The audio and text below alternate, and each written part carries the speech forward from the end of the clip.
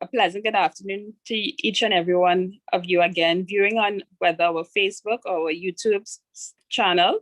And it's indeed a great afternoon. And we are here, Repair of Hearts Foundation, and my name is Kimline Phillip. I am the founder and managing director for Repair of Hearts Foundation. We are an organization that exists to work with the at-risk, the vulnerable and displaced, women, children, and teenagers within our beautiful Twin Island Republic of Trinidad and Tobago. And we have been engaging in a series of discussions where we are exploring the theme, creating a safe place for our boys and girls. We will have started with a journey where we discussed of where shall we begin.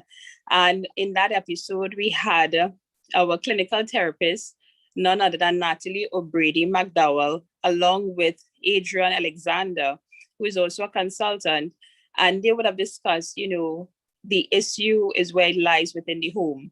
All right, they will have really made some great and significant points. That was our first episode. Our second episode, we had Dosha Charles, and she would have focused on the ACEs, child in terms of adverse childhood experiences. And today we want to discuss the topic of having a network of support. As the founder of Repair of Hearts Foundation, we work with several women. About 96% of the women that we work with, they are single parents.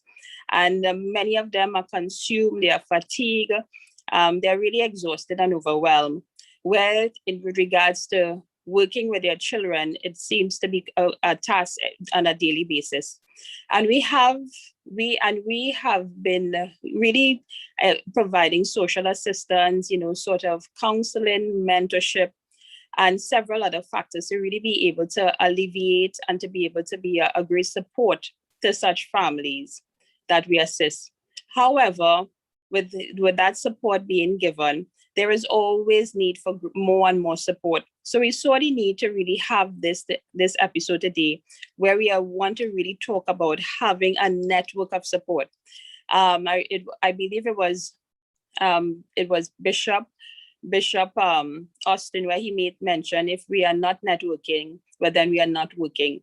So we want to talk about in terms of really having a network of support, where we as foundation, Repair of Hearts Foundation, we were just established in 2019. So we are a baby organization, but there are many other organizations who are having a great impact in the lives of our in the lives of persons who are in need. So with that being said, I want to introduce our guest speaker today, none other than Dr. Joanne Spence. And Dr. Joanne Spence is a behavior change consultant. And just give me a minute here just to read her bio.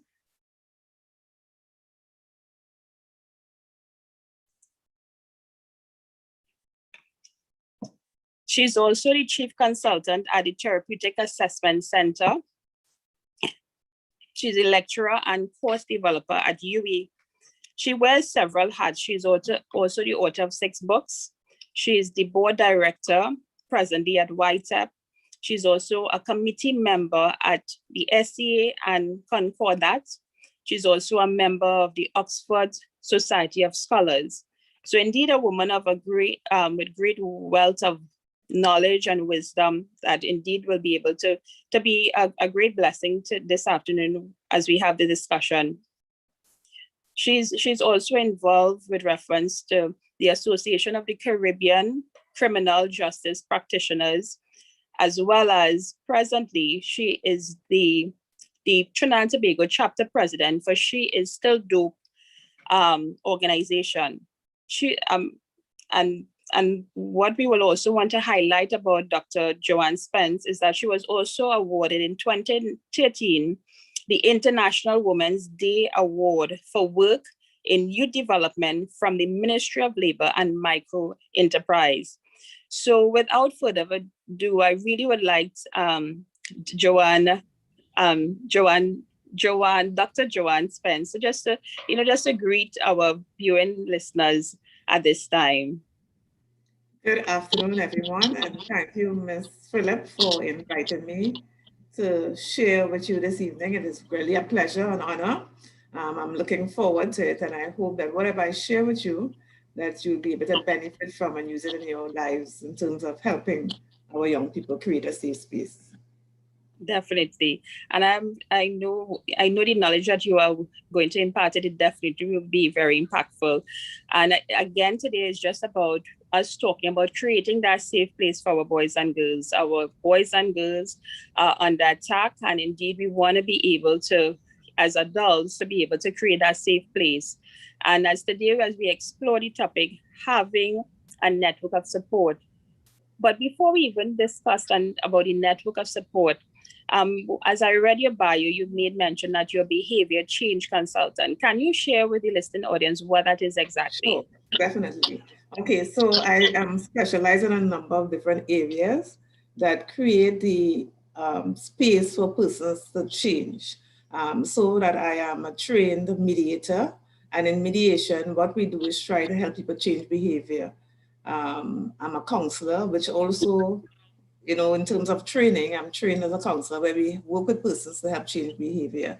I am certified with the British Psychological Association to deliver psychological services, and that too is an aspect of changing behavior. So when you were training a number of areas that help persons change their behavior, you are considered a behavior change, either therapist based on the level you are or consultant.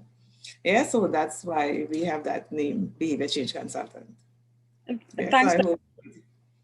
thanks for that clarity. Thanks for Yes. indeed. So indeed, we really want to glean from your experience today. And for those of you who are viewing whether on Facebook or on YouTube, feel free to leave your comments. We'll be willing to answer those comments. We have a behavior change consultant here, none other than Dr. Joanne Spence. Again, she wears several hats, and she is really here again to be able to give hope for those of us who are feeling a sense of hopelessness. You have several children and there's no male support within the home, and you're so overwhelmed. And even with COVID-19, that is pandemic, that is a global issue at this time. It's like, where can you really find that support? So today we want to talk about support, and even discuss some different areas and provide you in terms of different support systems that you can be able to employ as you move forward, as you journey through your life. So, Miss Dr. Spence, today we want to just have a discussion as we talk about having a network of support. When we talk about a network of support, what comes to mind to you Okay, permit me, even before we go there, to talk about creating a safe space, because I really want us to understand the context in which we're talking about support. All right. So you spoke about creating a safe space for children.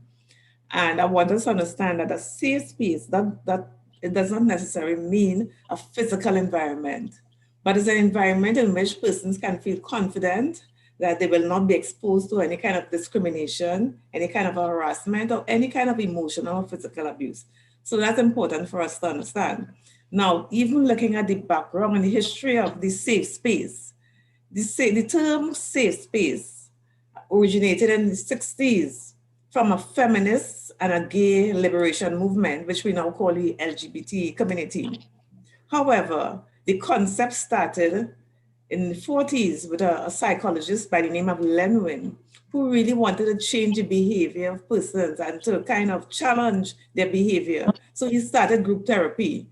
And that was really a safe space. He didn't call it safe space at the time. It was really psychotherapy, but it was really created to provide that safe space for people to talk about the things that bother them, to challenge their behavior without people stigmatizing or discriminating or whatever. So that safe space that we're talking about, it originated years ago.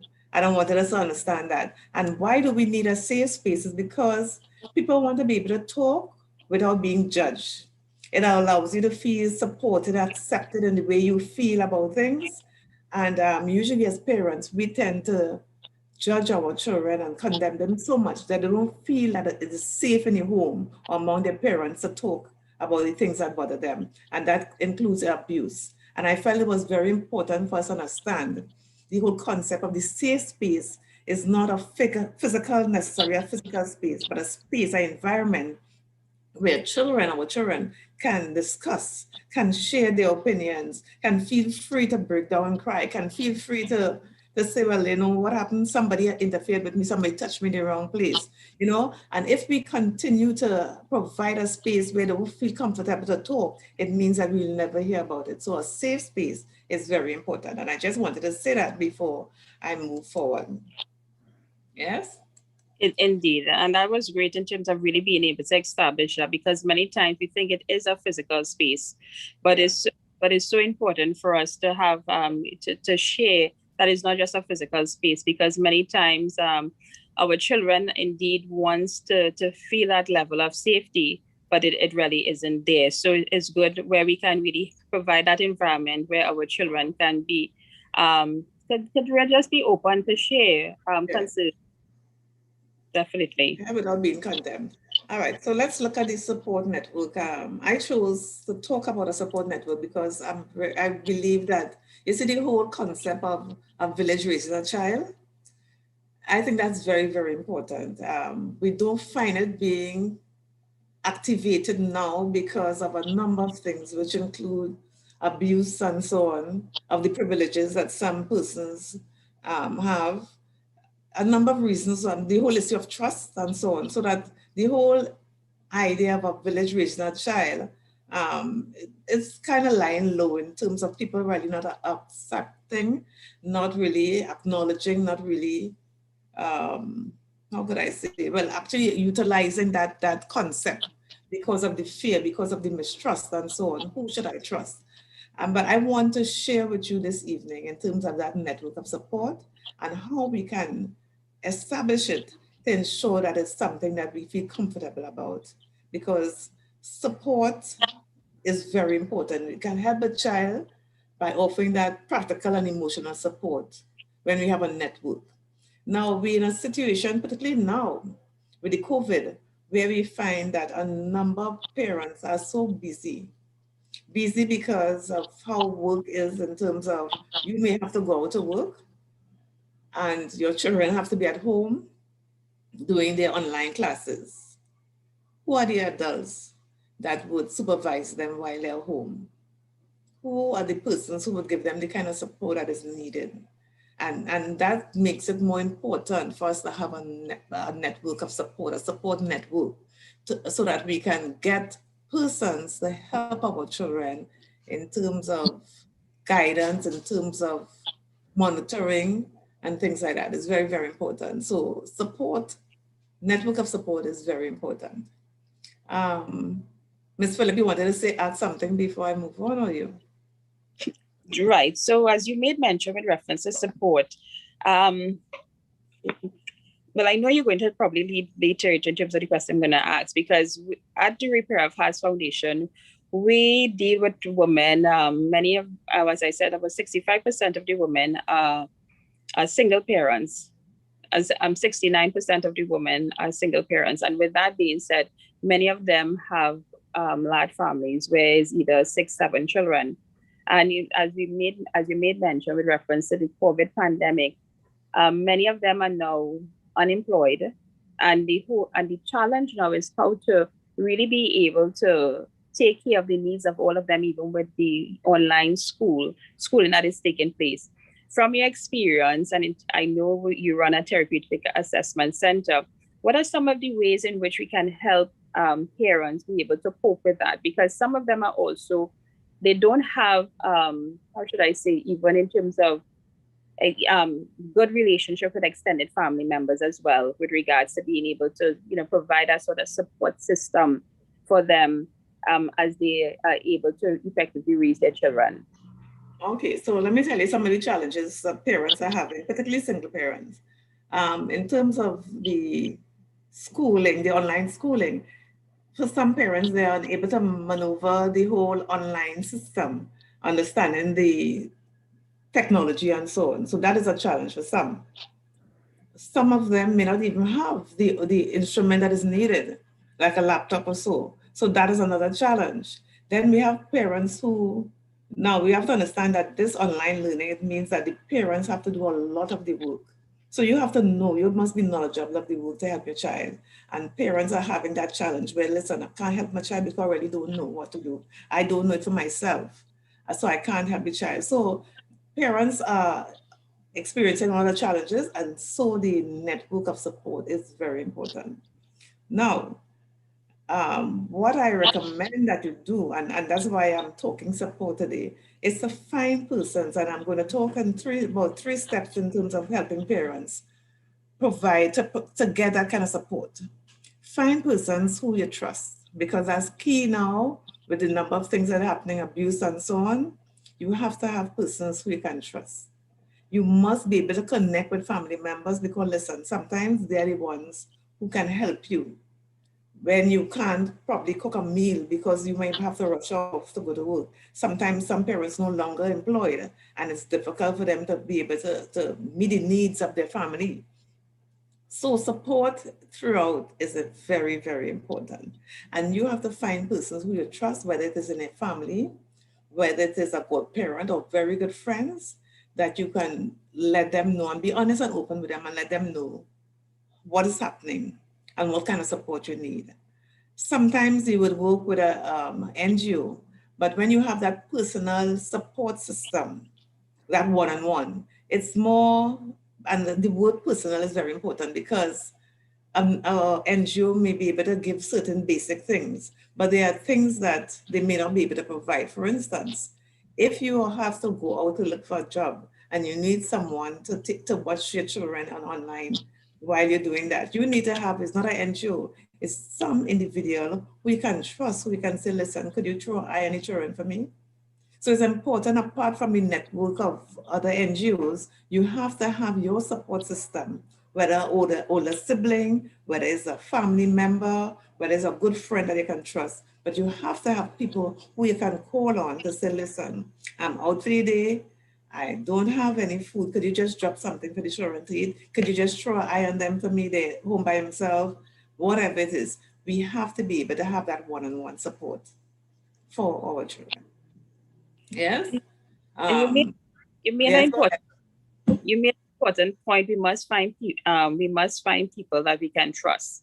Can you educate our parents today as to how to go about choosing someone that they can trust? Because as we are fully aware, many times they may trust someone, and that someone may be the person that will abuse or bring some level of harm or injustice to our children. And again, we want to discuss in terms of really creating that safe place.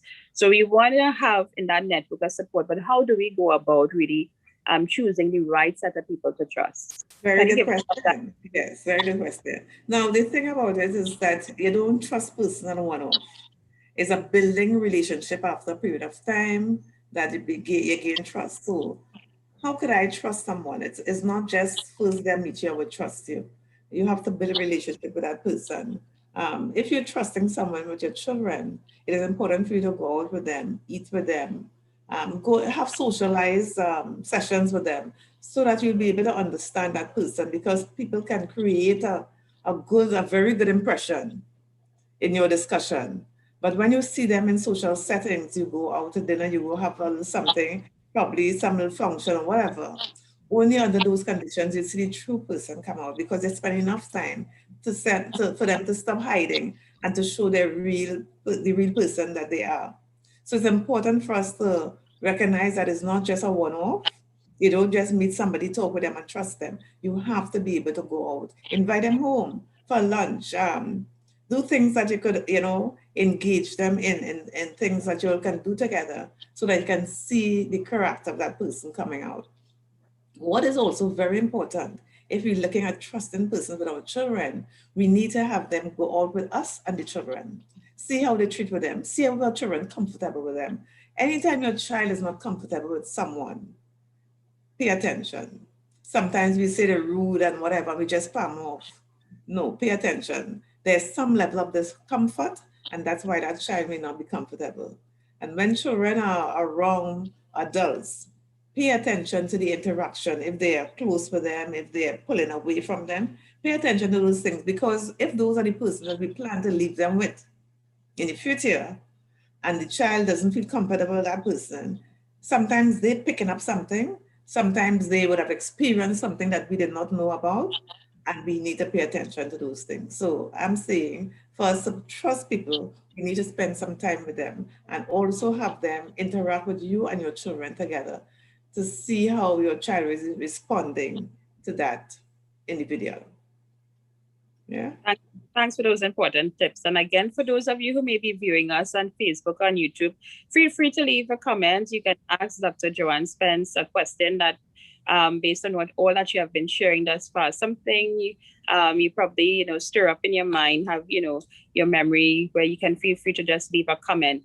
And even as we talk about this trust issue, is really a great area of discussion. I mean, it may probably take us out of the whole topic of really creating that, having a network of support, but it is very important.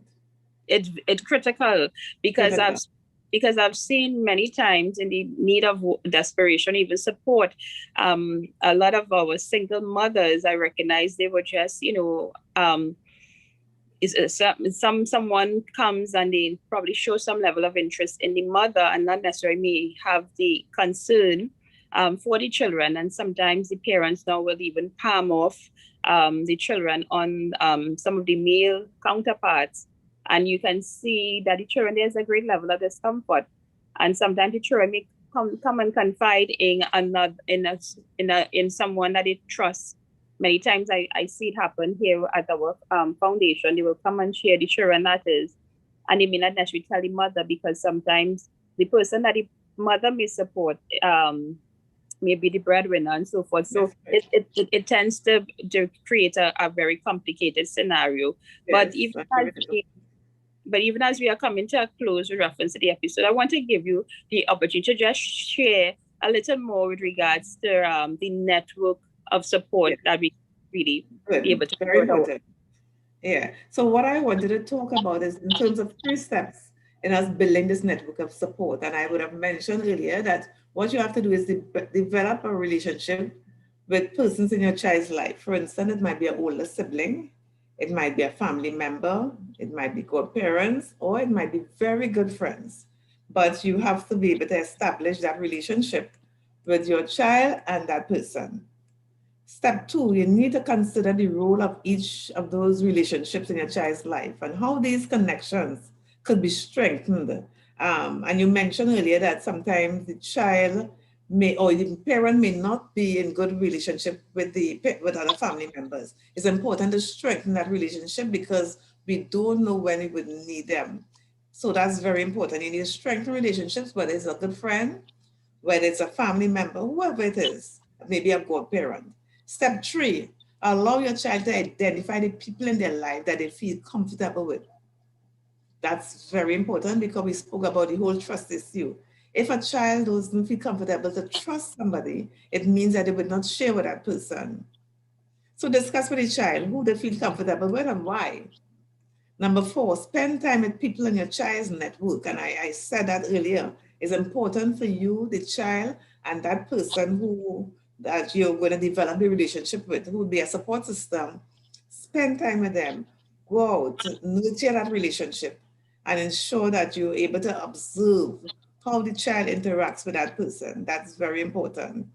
Let people on your child support network do things with your child when you are well, so that when they have to pick up the slack, like if you're not there because you have to go somewhere, that you will be aware that, yes, I am comfortable with this child, with this person, with this individual. So the networking is not just a matter of pulling someone from outside and saying, listen, I am going to leave her with auntie, or ask auntie or cousin or uncle to come across, or ask a neighbor to come across and stay with the child. Building that network means I must be very comfortable with a custom of working with that person, a customer interacting with that person, and having a good relationship with that person so that I can feel comfortable to leave my child, to send my child by, or whatever it is, to build that support when it's needed. Yeah, so those are the really 4 steps that I really want us to look at when we're looking at building a network of support. We have to be able to establish persons who our children feel comfortable with. We must build a relationship with that person so that we wouldn't just take them on a face value, but we would truly know how they respond in certain situations. The only way you can know that is if you yourself interact with them in a social setting. Yes, and ensure that your child feels very comfortable with those persons that you want to build the support with. So I think those are the 4 key things that we need to understand in building the network of support. And thanks for reiterating it, Dr. Joanne Spence. I really, I wish we could have gone on much longer, but indeed your sharing was quite impactful, enlightening, and indeed I'm sure that it would have been able to really strengthen, encourage, and really open the eyes of several of our parents with regards to how they can create a safer place for our boys and girls.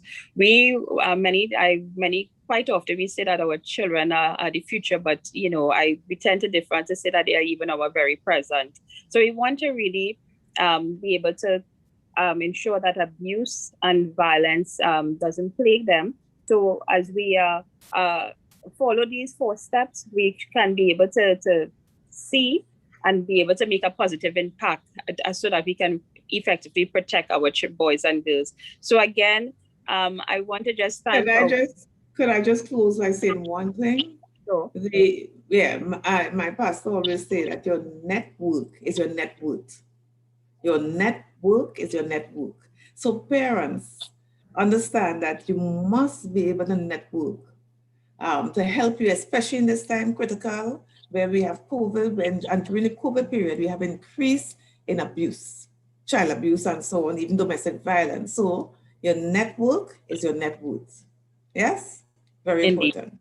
Our network is our network, indeed, because we cannot do it by ourselves. And as you referred earlier on, that we need a village to really raise a child. And we, as Repair of Hearts Foundation, we exist to really help those who are at risk, vulnerable, and displaced, with a special focus of working with women, children, and teenagers. And our mission is one to provide advocacy, social assistance, education, as well as transitional housing. So again, you may be listening to us and you're probably wondering what this discussion was all about. You can feel free to go back to our Facebook, our YouTube episodes. Today we had the privilege of, sharing Dr. Joanne Spence with each and every one of you. And indeed, it was a very enriching and impactful discussion where we really explored having a network of support. So again, we really thank you for viewing. And as we close with our Repair of Hearts motto, where we say one touch indeed makes a difference. So go forward and be a change agent and indeed impact and transform the lives of many. So take care and have a blessed afternoon. Good afternoon.